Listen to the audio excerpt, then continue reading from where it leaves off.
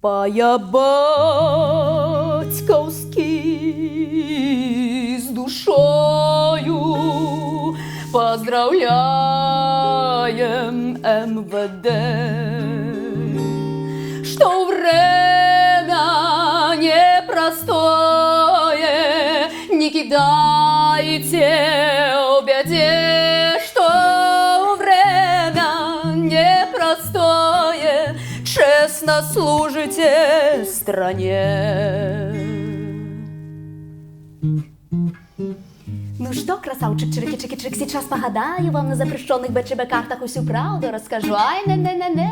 Говорят вы, бяки-буки, як выносит вас земля, взяли автоматы в руки на защиту короля. Ой-ля-ля, шизофреник у руля. Ой-ля-ля, Ма!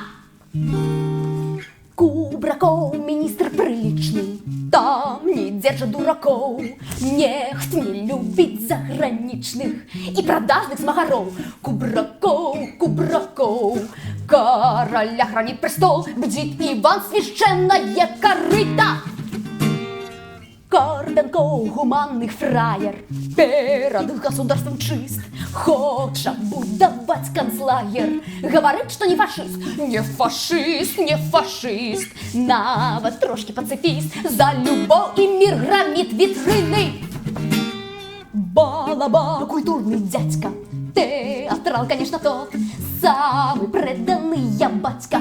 У него на гимн встает целый взвод и поет, потом робить хоровод, репетиция патриотизма. Казакевич образцовый, с дисциплиной нет проблем. Ён работник гоноровый, Лепший министерство член, видалё до колен, а боится перемен. ты почти супермен, Яна! Чемоданова с пресс-службы информирует народ. Белый цвет с червоным чуждый, и к добру не приведет. Верно, рот, Чемоданова не в рот, Вольга — это твар министерства. Ігор, як його, Шуневич, і зашроний натурал, презирає всяких геїв, кстати, в том числе циган. Хулиган, поплатился за цыган. Кто тут главный у нас? Цыган! А у цигана карта бита, буде від його отрад. Всім гамон, хто у корита, карти правду говорять. Вуаля, хутко зв'язнуть з короля. Вуаля, точно зв'язнуть з короля.